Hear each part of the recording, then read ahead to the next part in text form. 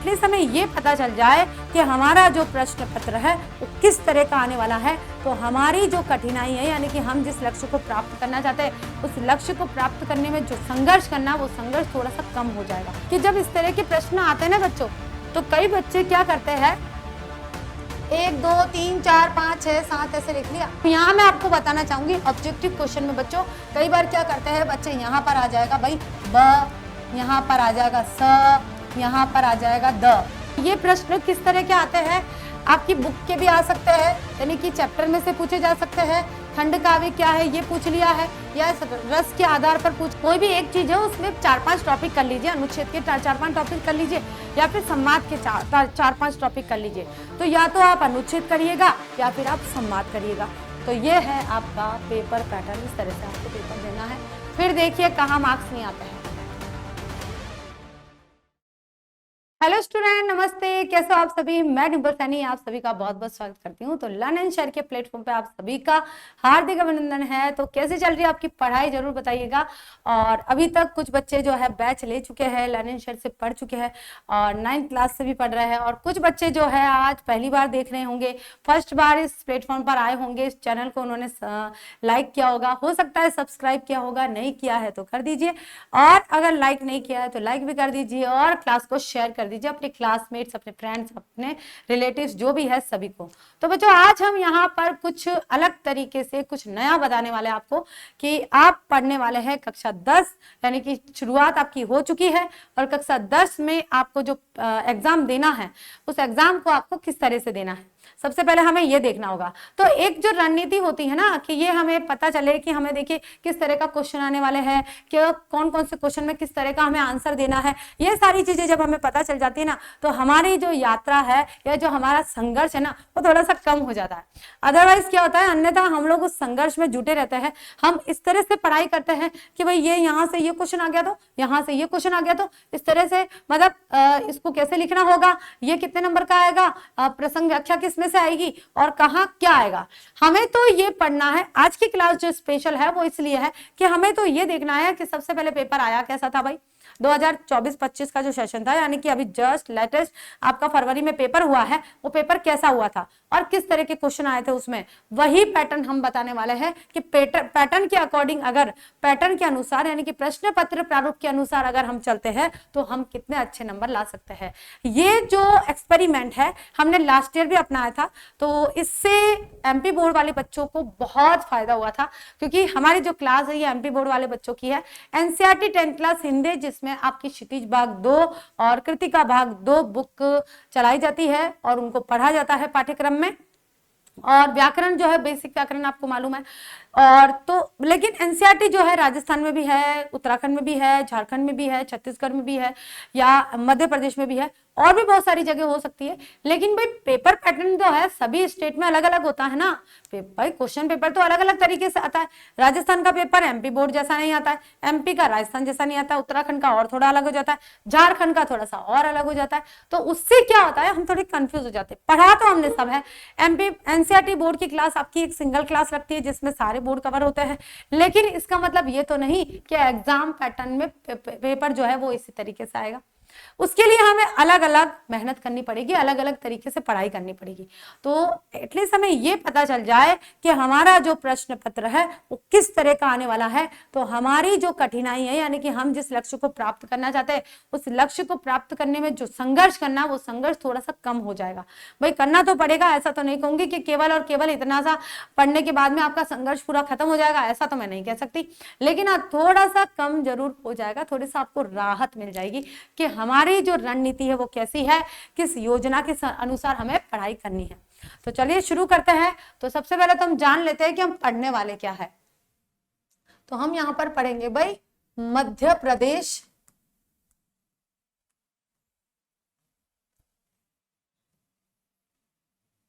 माध्यमिक बोर्ड, ठीक है।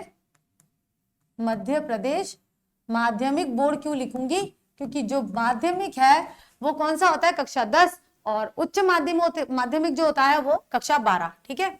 और यहाँ आ जाएगी आपकी कक्षा, ये आ जाएगा 10, और विषय आ जाएगा आपका हिंदी, क्योंकि हम हिंदी की बात कर रहे हैं। मातृभाषा की बात कर रहे हैं, ठीक है। और यहां आ जाएगा प्रश्न पत्र प्रारूप, प्रश्न पत्र प्रारूप पढ़ने वाले हम,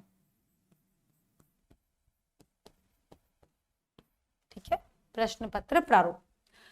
अब बात करते हैं कि भाई 2025 में पेपर कैसा आया था। अब ये भाई एक बच्चे का पेपर है, आप इसमें इस तरह से कोई फीडबैक मत दीजिएगा कि मैम इसमें ये सही होना था, ये सही होना था। उस बच्चे को जैसा लगा वो करके आ गया, और उस बच्चे का ही पेपर है पूरा, हमने लिया है, उसको स्क्रीनशॉट लेकर रखा है ताकि आपको पता चले कि किस तरह से पेपर आता है और कैसे आपको करना है। तो देखिए पहला क्वेश्चन जो आता है बच्चों, वो आता है रिक्त स्थानों में सही विकल्प का चयन कर लिखिए। मतलब है कि इसका मतलब आपके पास विकल्प होंगे, 2 विकल्प दिए होंगे, उसमें से एक विकल्प लेकर आपको यहाँ पर फिल करना है, भरना है। अब उसके लिए मैं आपको एक और बात बताना चाहूंगी कि जब इस तरह के प्रश्न आते हैं ना बच्चों, तो कई बच्चे क्या करते हैं, 1 2 3 4 5 6 7 ऐसे लिख लिया। और अगर चलिए ये तो रिक्त स्थान है, तो आपको इसमें जैसे परशुराम ने सहस्त्रबाहु का वध किया था, कामायनी एक महाकाव्य है, या आप लिख लोगे यहाँ पे सहस्त्रबाहु कामायनी। कुछ बच्चों के पास अगर टाइम है तो पूरी लाइन लिख लीजिए, अगर नहीं है तो पहला नंबर उत्तर, दूसरा नंबर उत्तर, तीसरा नंबर उत्तर, वो लिख लीजिए, सारे जो भी आंसर है वो लिख लीजिए। तो उस तरह से भी सही है। लेकिन अगर एमसीक्यूज, देखिए एमसीक्यूज आएंगे जब मैं उसके बारे में बता देती हूँ। चलिए तो ये है रिक्त स्थान, रिक्त स्थान आपके 6 आते हैं। उसके बाद आता है सत्य असत्य, कि कौन सा सत्य है कौन सा असत्य, ये आ जाएंगे। तीसरा क्वेश्चन सही मिलान करना पड़ता है, इसमें मिलान चिन्ह जो आते हैं जोड़ी में मिलान करना पड़ता है। चौथा क्वेश्चन है एक वाक्य में उत्तर देना होता है, और ये सारे 1-1 नंबर के होते हैं, और इन्हें वस्तुनिष्ठ प्रश्न कहा जाता है। क्या कहा जाता है, यहां से वस्तुनिष्ठ प्रश्न शुरू हो जाते हैं।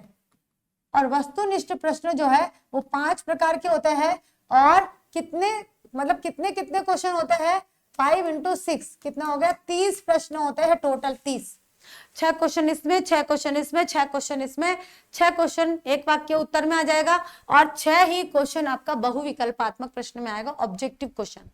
अब यहाँ मैं आपको बताना चाहूंगी ऑब्जेक्टिव क्वेश्चन में बच्चों कई बार क्या करते हैं बच्चे, यहाँ पर आ जाएगा भाई ब, यहाँ पर आ जाएगा स, यहाँ पर आ जाएगा द, ऐसा नहीं लिखिएगा, ये नहीं लिखना है, ये तरीका सही नहीं है। सही तरीका आपको मैं बताऊंगी कैसे आपको उत्तर देना है।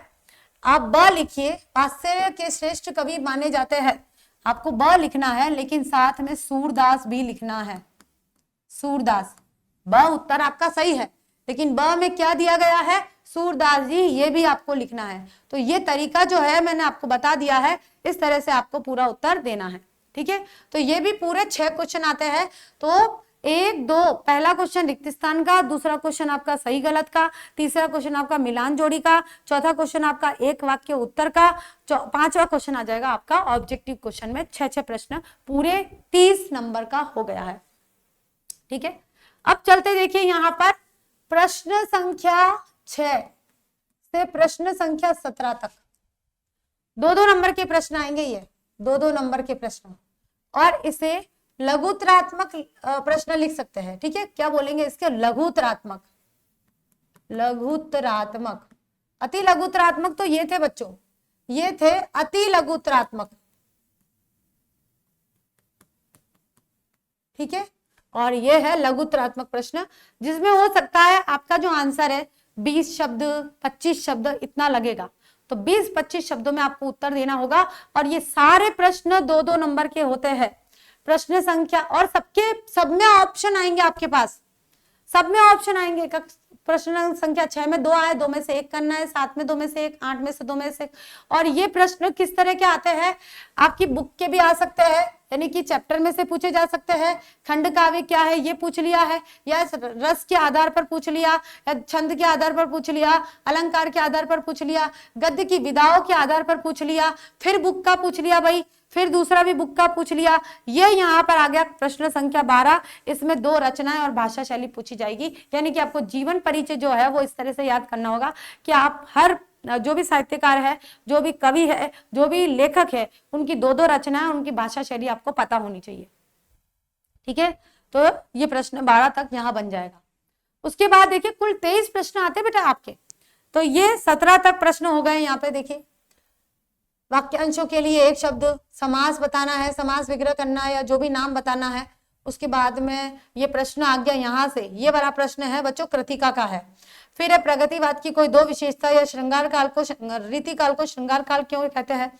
फिर एक कवि की रचना है, उसमें दो रचनाएं और भाव पक्ष पूछा जाता है, भाव पक्ष या फिर कला पक्ष। फिर आपकी बुक का प्रश्न आ गया। तो यहां तक ये है, 2-2 नंबर के प्रश्न आपसे पूछे जाएंगे। अब आता है प्रश्न संख्या 18। ठीक है, प्रश्न संख्या 18 में क्या होगा, दो पदांश दिए गए होंगे और बिल्कुल ऑप्शन है आपके पास, ऑप्शन में दिए गए होंगे, ऑप्शन के साथ में है ये अथवा लिखा हुआ है। दो पदांश है, उनमें दो पदांश है, उसमें से कोई भी एक पदांश आपको करना है। दो में से कोई भी एक पदांश आपको पदांश की संदर्भ सहित व्याख्या करनी है। संदर्भ सहित व्याख्या क्या करना है बच्चों, संदर्भ के साथ में आपको व्याख्या करनी है, दोनों में से कोई भी एक। इसी तरह से प्रश्न संख्या 19 आएगा। 19 में दो गद्यांश दिए गए होंगे और इसमें भी संदर्भ सहित सप्रसंग, मतलब प्रसंग संदर्भ प्रसंग लिखना है और इसमें भी संदर्भ प्रसंग लिखना होगा। संदर्भ न लिखे लेकिन प्रसंग तो आपको लिखना ही होगा, तो ये भी व्याख्या करनी है। उसके बाद आ जाएगा आपका प्रश्न संख्या 20। इसमें आपको एक तो अनुच्छेद आएगा, ये भी बच्चों ऑप्शन में आएगा आपके पास, और एक आएगा आपका संवाद। या तो आप अनुच्छेद याद करके जाइए या फिर आप संवाद करके जाइए, कोई भी एक चीज है, उसमें 4-5 टॉपिक कर लीजिए, अनुच्छेद के 4-5 टॉपिक कर लीजिए या फिर संवाद के 4-5 टॉपिक कर लीजिए। तो या तो आप अनुच्छेद करिएगा या फिर आप संवाद करिएगा, तो जो जिन बच्चों को इजी लगता है वो आप कर लीजिएगा। ठीक है, ये क्वेश्चन नंबर 20 जो है वो इसी में आएगा। अब आता है प्रश्न संख्या 21। अब अभी तक ये जो व्याख्या आई थी ना बच्चों, ये आपके चैप्टर के अंदर से आई थी। अब यहाँ पर देखिए क्या आ रहा है, गद्यांश या पद्यांश दोनों आएंगे, दोनों ऑप्शन में आएगा। एक आपका गद्यांश आ जाएगा, एक आपका पद्यांश आएगा, दोनों में 3-3 क्वेश्चन आएंगे और दोनों अथवा में आएगा। चाहो तो गद्यांश कर लो, चाहो तो पद्यांश कर लो, इन तीनों प्रश्नों के उत्तर दे दो। ठीक है, गद्यांश और पद्यांश के अंतर्गत जो भी प्रश्न पूछे गए हैं दोनों में से आपको एक करना होगा, जो भी आपको आसान लग रहा है वो कर लीजिएगा। ठीक है, अब आता है प्रश्न संख्या 22। इसमें आ जाएगा बच्चों, एक तो आपका आ जाएगा, देखिए औपचारिक पत्र, ये तो है आपका औपचारिक पत्र, ठीक है, और ये है आपका अनौपचारिक पत्र। तो दोनों पत्र आपको कर रहे हैं, एक पत्र कर लीजिए, या तो बधाई पत्र मतलब औपचारिक कर लीजिए या फिर सारे अनौपचारिक कर लीजिए। तो जो भी आप कर सको, औपचारिक या अनौपचारिक। अनौपचारिक पत्र जो अपने रिश्तेदारों को लिखा जाता है, जैसे निमंत्रण दिया जा रहा है या बधाई पत्र बताया जा रहा है, पिता को लिखा जा रहा है, बड़े भाई को लिखा जा रहा है, माँ को लिखा जा रहा है, ये सारे अनौपचारिक होते हैं। और शिकायती पत्र जो होते हैं या कार्यालय पत्र जो होते हैं या विद्यालय स्तर पर जो पत्र लिखे जाते हैं वो सारे के सारे औपचारिक पत्रों के अंतर्गत आते हैं। उसके बाद आ जाएगा बच्चों आपका प्रश्न संख्या 23, लास्ट क्वेश्चन है निबंध लेखन। कुल 5 निबंध आते हैं बच्चों, उसमें से आपको कोई भी एक निबंध का चुनाव करना है। सार गर्भित निबंध लिखना होता है, 4 नंबर का आता है। ठीक है, हो गया। तो इस तरह से आपको प्रश्न करना है। चलिए अब हम कर लेते हैं हमारे टॉपर्स की तरफ, थोड़ा सा ध्यान आकर्षित कर देते हैं कि भाई देखिए हिंदी जो मातृभाषा है उसमें भी 90 से ज्यादा नंबर लाए जा सकते हैं। तो बहुत सारे बच्चे हैं, कुछ बच्चे ऐसे हैं जिनके 100 में से 100 नंबर भी आए हैं लेकिन उनके मार्क्स यहाँ तक पहुंचे नहीं है। ठीक है, लर्निंग शेयर से जिन्होंने पढ़ाई करी है और उनके 100 में से 100 नंबर आए हैं लेकिन नहीं पहुंच पाए हैं, ये भी एक थोड़ी सी विडंबना कहूंगी मैं। तो चलिए देखते हैं, स्क्रीन पर देखिए नाम है आपके पास, ऑल ओवर परसेंटेज लिखा हुआ है कि पूरा जो है प्रतिशत कितना निकला है, रोल नंबर दिया गया है, रोल नंबर भी दिया गया है और रजिस्ट्रेशन नंबर भी दिया गया है, सब कुछ दिया गया है। तो जिन बच्चों के आए हैं वो यहाँ कंफर्म कर सकते हैं। तो सबसे पहली बच्ची है भाई वैशाली, और वैशाली के बने हैं 98.40, ठीक है, 98.40% बने हैं। और बाकी सबका नहीं बोलूंगी मैं, सिर्फ हिंदी का बोलूंगी। हिंदी में उनके 98 मार्क्स आए हैं, बहुत बड़े नंबर होते हैं लैंग्वेज में। लैंग्वेज में इतने नंबर लाना, मातृभाषा में इतने नंबर लाना बहुत मुश्किल होता है, लेकिन ये बच्ची लेकर आई है। और भी देखिए मैं सिर्फ हिंदी को पॉइंट करूंगी। दूसरे हैं यहाँ पर धैर्य चौबे, इनके बने हैं 98.60 और ये वैशाली से ज्यादा बने हैं, उनके 40 बने हैं, इनके 60 बने हैं। और हिंदी में इनके देखिए आए हैं 97 मार्क्स। ठीक है, नेक्स्ट चलिए आते हैं यहाँ पर शारदा शर्मा, इनके बने हैं 96% और हिंदी में ये लेकर आई है 97 नंबर। देखिए ये सब बच्चे लर्न एंड शेयर से पढ़े हुए हैं, और भी सब्जेक्ट को आप टैली कर सकते हो बहुत अच्छी तरह से। नेक्स्ट चलिए, हर्षित राजपूत आए हैं और इनके ऑल ओवर बने हैं 96.20% और इनके हिंदी में आए हैं 97 नंबर। देखिए कितने अच्छे नंबर आए हैं, सभी में 90 प्लस 90 प्लस 90 प्लस आए हैं और 97 मार्क्स इसमें आए हैं। नेक्स्ट चलिए, क्या नाम है भाई, सरिता यादव, और इनके ऑल ओवर बने हैं 96.40 और ऑल हिंदी में आए हैं उनके 96 नंबर, यानी कि 96 नंबर। प्रणव तिवारी 96.40, हिंदी में आए हैं 97। नेक्स्ट है भाई स्वयं 96.60, हिंदी में आए इनके 95 मार्क्स।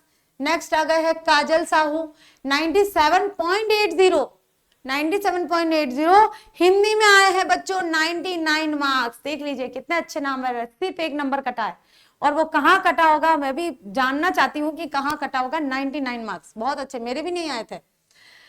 राधा कुमारी 95.40 और हिंदी में आए हैं 95 मार्क्स, देख लिए। नेक्स्ट है 95.60 और ये है भाई शेख फारूक, और इनके आए हैं हिंदी में 96 मार्क्स। आगे देखिए, ये है भाई संध्या कुमारी 95.60 और हिंदी में आए हैं 99 मार्क्स। देखिए बच्चों, सबसे ज्यादा हाईएस्ट मार्क्स हिंदी में ही आए हैं संध्या कुमारी के।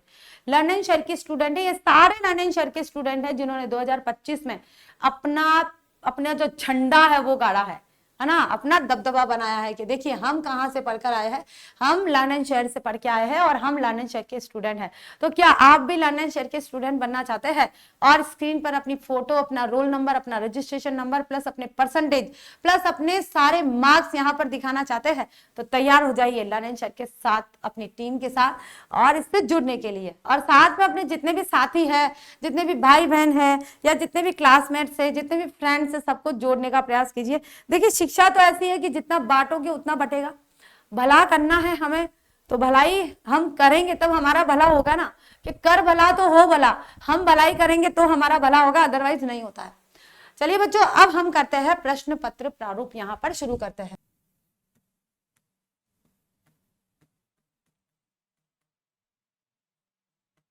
ठीक है, 2026 हम पढ़ाई करने वाले हैं 2026 की। ठीक है, अब देखिए पहला प्रश्न आता है मध्य प्रदेश बोर्ड कक्षा 10 में, पहला प्रश्न आता है रिक्त स्थान का। रिक्त स्थान कितने क्वेश्चन आते हैं? 6 प्रश्न। ठीक है, दूसरा प्रश्न आता है, यहीं से नंबर काउंट हो गए बच्चों, यहीं से नंबर, पहला दूसरा तीसरा ऐसा, सत्य असत्य, सत्य असत्य, और ये भी 6 प्रश्न आते हैं। फिर आता है भाई तीसरा प्रश्न मिलान। ठीक है, मिलान जोड़ी, और ये भी 6 प्रश्न ही आते हैं, मिलान जोड़ी। नेक्स्ट चलिए नंबर 4, एक वाक्य में उत्तर। नंबर 4 में क्या आएगा बच्चों? एक वाक्य में उत्तर। इसको नोट कर लीजिएगा, वैसे आपके पास पीडीएफ पहुंच जाएगी। एक वाक्य में उत्तर, और ये भी पूरे 6 प्रश्न आएंगे और सारे एक एक नंबर के प्रश्न होते हैं। ठीक है, नंबर 5 ये आ जाएगा हमारा बहुविकल्पात्मक प्रश्न। बहुविकल्पात्मक प्रश्न, और ये भी 6 प्रश्न आएंगे। मतलब कि ये जो आपका पहला पार्ट है ये वस्तुनिष्ठ होता है। कौन सा होता है? वस्तुनिष्ठ, और ये 30 अंक का होता है। कितने अंक का होता है बच्चों? 30 अंक का। ठीक है, पहला पार्ट जो है इसमें कोई खंड डिवाइड नहीं है, एमपी बोर्ड में खंड के आधार पर नहीं आता है, सीधा 1 to 23 क्वेश्चन आते हैं, 23 क्वेश्चन पूरे हम डिस्कस करेंगे, और नंबर से होता है। वस्तुनिष्ठ में भी नंबर है, इसमें भी नंबर है। ठीक है, अब चलते हैं हम प्रश्न संख्या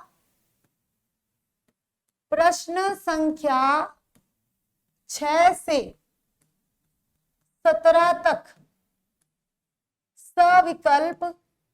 ध्यान से देखिएगा क्या बोल रही हूं मैं, क्योंकि सब हर एक क्वेश्चन में ऑब्जेक्टिव था, ऑप्शन था, सॉरी, हर एक क्वेश्चन के पास ऑप्शन था, 2 में से 1, 2 में से 1, 2 में से 1, ऐसे प्रश्न संख्या 6 से 17 तक टोटल 12 प्रश्न थे।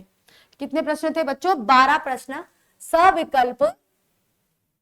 ठीक है, ये प्रश्न संख्या 6 से 17 तक सविकल्प प्रश्न आते हैं, विकल्प के साथ में पूरे 12 प्रश्न आते हैं और ये प्रत्येक प्रश्न जो है 2 अंक का होता है। तो 12 दूना 24, तो यहां पर इसका जो पूरा इसको पूरे को बता देते हैं, 12 दूना 24, पूरे 12 प्रश्न है, 12 दूना यहां पर 24 अंक का ये होता है अंक। ठीक है, प्रश्न संख्या 6 से प्रश्न संख्या 17 तक पूरे 12 क्वेश्चन आते हैं और 12 के 12 क्वेश्चन जो है वो ऑप्शन में आते हैं, ऑप्शन के साथ हमें इसको पूरा करना होगा। ठीक है, अब चलते हैं यहां पर, देखिए प्रश्न संख्या 18 आ जाओ यहां पर, 6 से 17 तक हो गए, अब आ जाएगा प्रश्न संख्या 18। यहां आ जाएगा गद्यांश की संदर्भ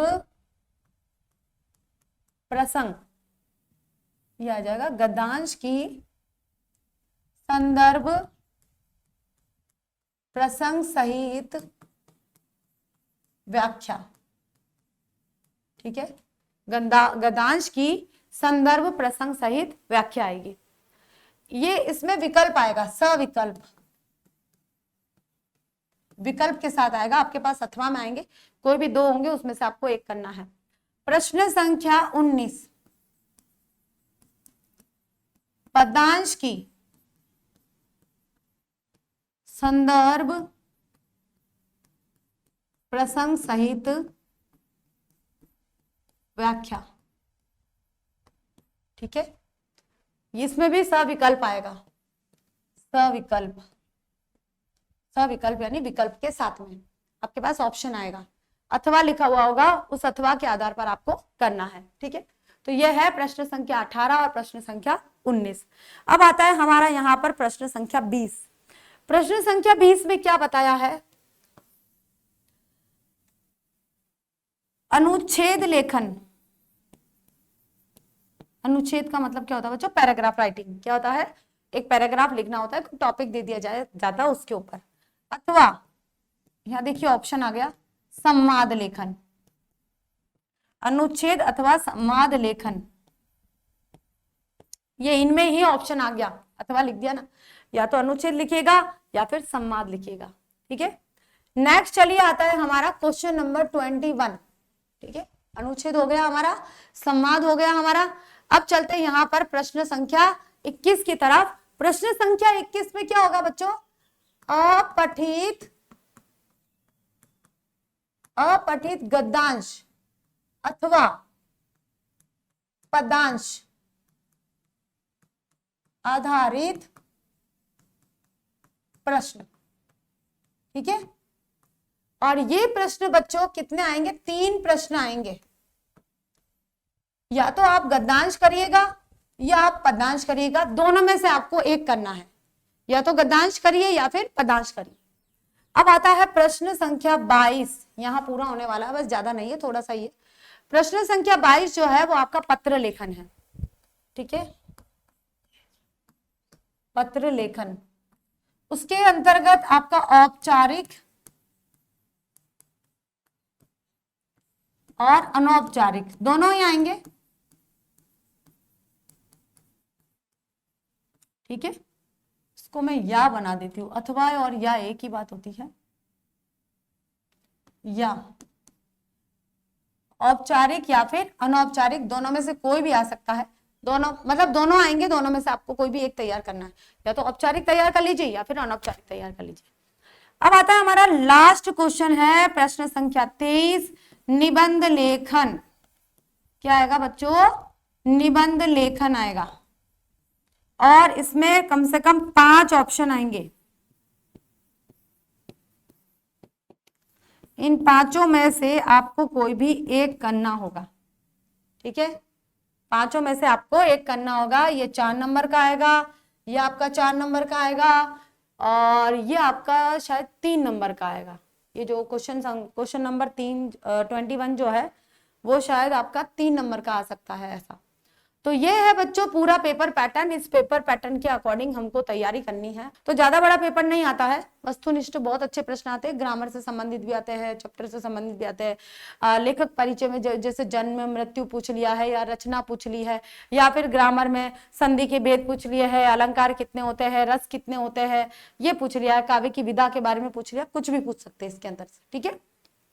खास करके 6 से 17 में भी ऐसे ही क्वेश्चन आएंगे जिसमें आपसे ग्रामर और बुक दोनों तरह के आएंगे। उसके बाद यहाँ पूरा का पूरा मतलब राइटिंग पोर्शन आ जाएगा, पूरा गद्यांश आपको व्याख्या करनी है, ये थोड़ा सा सब्जेक्टिव यानी कि बड़ा आ जाएगा, अति लघुतरात्मक और निबंधात्मक प्रश्नों के अंतर्गत आ जाएगा, ठीक है। तो ये है आपका पेपर पैटर्न, इस तरह से आपको पेपर देना है।